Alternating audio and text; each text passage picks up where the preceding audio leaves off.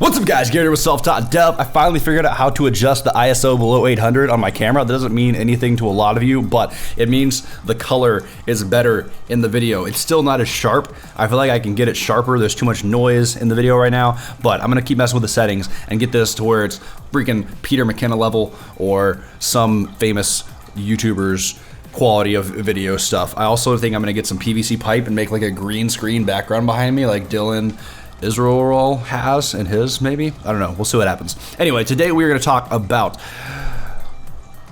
making your own luck, or putting yourself in a position where you are the most likely to succeed. But making your own luck sounds better as a title, so I'm probably gonna go with that. Also, we're gonna play a little game called Spot the Cat. If you see a cat wandering around anywhere in the background of my video, drop the timestamp in the comments below, you get 5 points. Only the first guy though, or girl. Whoever finds it first, you win.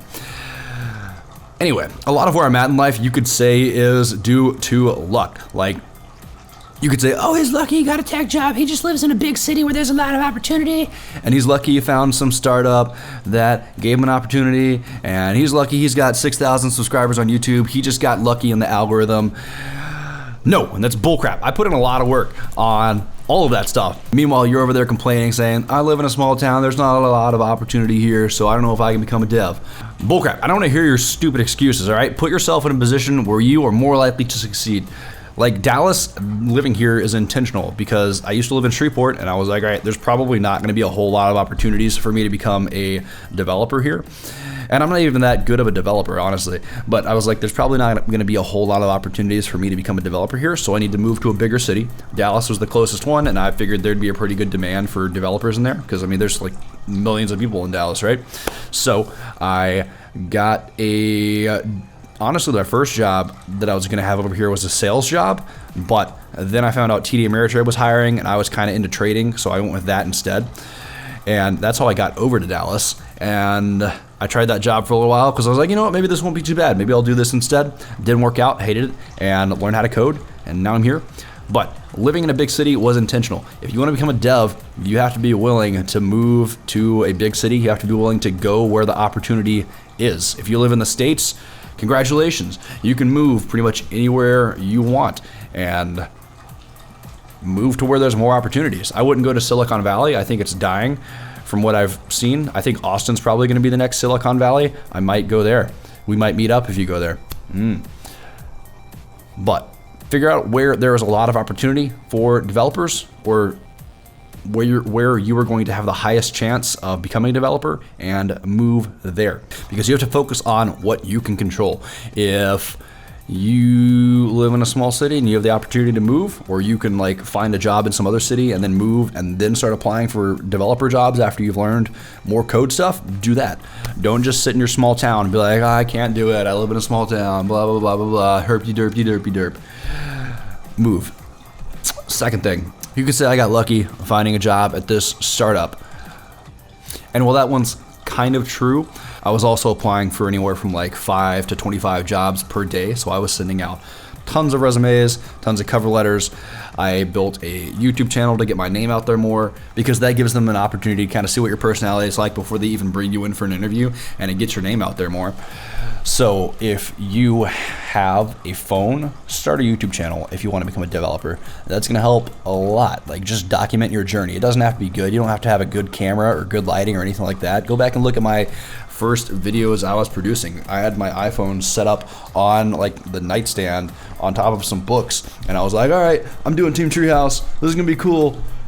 And I mean, they don't have a lot of views. Like, don't expect to get a lot of views, but put yourself out there so they can get an idea of what you're like, and so that you can inspire other people on your journey to become a dev. But yeah, like I said, I was applying to a lot of jobs, so that was the factor that I can control. I could control my skill level, and I could control how many jobs I was applying to. I couldn't control whether they accepted me or not. That's kind of like an external factor. You've got to focus on the internal, you've got to have an internal locus of control. I think that's the word. Focus on what you can control, not what you can control. Cannot control. And as long as you keep learning and improving and getting better, it's kind of like the supply-demand curve in economics. Eventually, like if you barely know HTML and CSS, you're at this like kind of bottom level, right? Like there's a demand for it, but it's only like 10 people. if you keep improving your skill level, you keep rising up. You know JavaScript and React and some other cool stuff now. Now there's like thousands of people that want to hire you. So your chances of getting hired are way better. So as long as you keep improving, getting better, building cool stuff, you can do this. Just make sure you're playing this for the long game. Also make sure you're not in this for the money. The money can be good, but if you're in this just for the money and you don't really like coding, you're gonna get burned out, you're gonna hate your life, and it's not gonna be worth it. So be careful with that. The last thing you can say is, oh, he's lucky he got 6,000 subscribers. You just hit the algorithm on YouTube pretty good. But that's bullcrap. I've been posting videos almost every week for 2 years. I have ground, whatever the past tense of grind is, so hard for the past 2 years to grow this to 6,000 subscribers. And it's not even that a lot. It's not even a lot of subscribers, but I've worked really hard for it. I've been consistent. Consistency is the key. As long as you are consistent, nothing can stand in your way.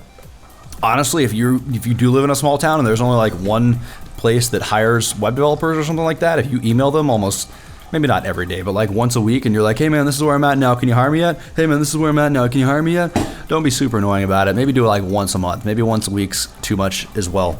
But if you're consistent and let them know you keep improving, and eventually you'll get to where you can offer enough value that they'll pay you.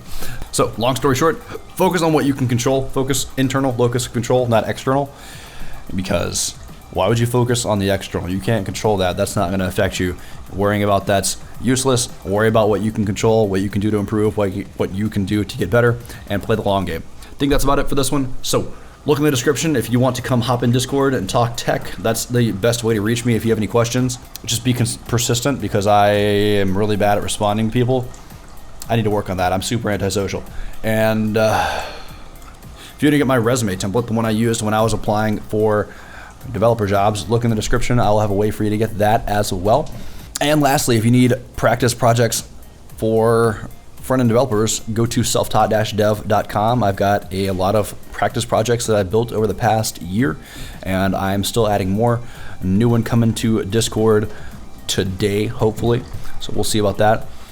But I think that's about it. So I will see you guys next time. Peace. Round